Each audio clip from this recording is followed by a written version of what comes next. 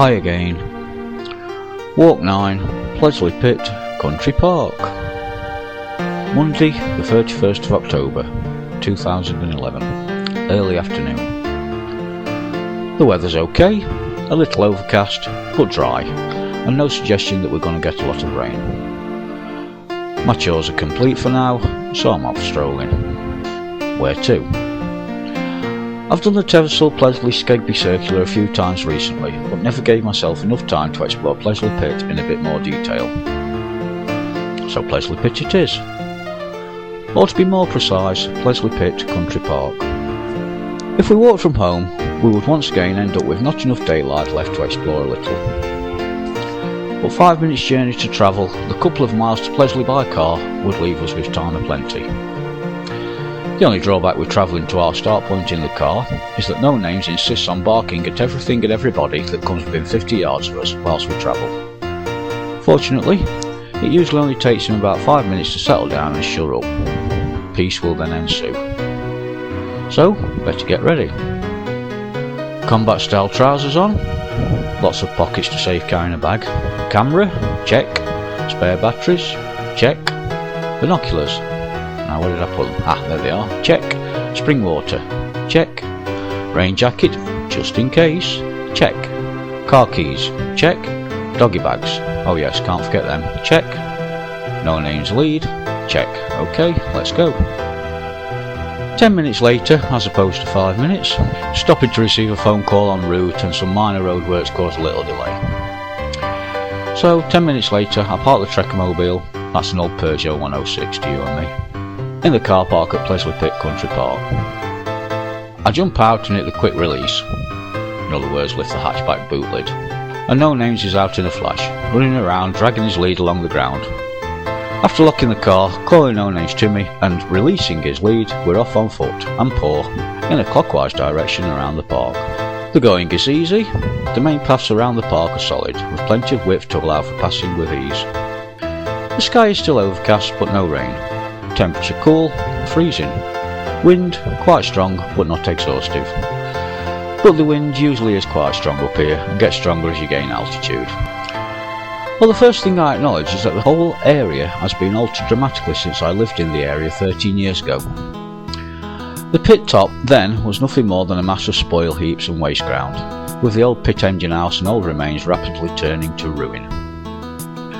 I remember walking up here years after the pit closure with a sack to rummage for wasted lumps of coal to burn on the fire at home. I have gas central heating now, so no longer need to go to that trouble. Well, the local authorities have been spending a lot of time and effort in recent years working to transform the former colliery site into yet another nature-friendly country park, just like many other former colliery sites in the area. And what a great job they're doing so far. It is quite obvious that this country park is still in infancy, as country parks go, but over time will grow to maturity in the coming years. One of the most inspiring things about Pleasley Pit Country Park is the fact that it is still entitled with obvious reference to its former use, rather than giving it an unassuming name not obviously connected with its past, unlike much of the other country parks on former colliery sites. The reason is obvious. The pit engine house, headstocks, winding wheels, chimney and the odd pit building are still here, obvious for everyone to see. In fact, the remains of this industrial architecture can be seen as a landmark for miles around.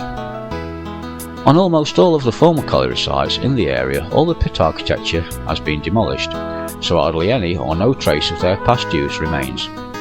Pleasley is the obvious exception. Indeed, the former engine room is now a museum, open to the public that remembers the bygone era. This is run and maintained by the Friends of Pleasley Pit, a voluntary group set up by local people 16 years ago. Around the park, there's many other minor footpaths that take us away from the main to do more exploration. No Names and I only venture along a few of them and stick to the main pathways for the most part. Soon, we find ourselves looking upon local authority workmen and their machinery, who are in the process of building a sandbank at one side of the pond in order to attract more wildlife. So let's hope it proves to be successful. The pond itself proves to be a host to several species of waterfowl, including a pair of swans. and No Names and I spend quite some time around the pond taking photos, videos and watching the waterbirds at a safe distance from my binoculars. Well, I do. No Names can't get the hang of looking through binoculars, taking photos or shooting vids, and instead delights in running about exploring and repeatedly cocking his leg on almost every inanimate object in sight. Nothing new there then. Well, we did meet a few people earlier in our walk and continue to do so, but the whole area seems quiet by comparison to the two country parks close at home. That is Brierley Forest Park and Silverhill Wood. Both are much busier than Pleasley. So if you want a more peaceful country park than normal, then Pleasley is the one for you. The tranquility itself is a little infectious, and I want to stop longer, but time is pressing on.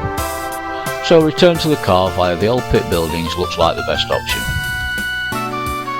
The renovation work taking place on the old buildings has been well underway for some time now, and the work, I'm sure, will continue indefinitely, with new improvements being introduced all the time. Some photoshops ensue, and then we must be getting back. I've got tea to cook. Eventually, we return to the Trekkmobile, and for the first time ever, as I lift the hatchback, No Names actually tries getting himself, but can't quite manage the hide, so a hutch up from me soon sorts him out. Of course, the photographs taken on this walk can be seen on Facebook as usual, and naturally you can read about this on the blog site. So the walk has taken us just 2.5 hours of easygoing gamble, with a stop off at the pond for a while. I vow to myself that we shall visit again soon and might even take in Pleasley Vale or whilst we're in the area, if there's enough time. But we'll talk about that at a later date. So thanks for watching, listening, and I shall speak to you again soon. Goodbye.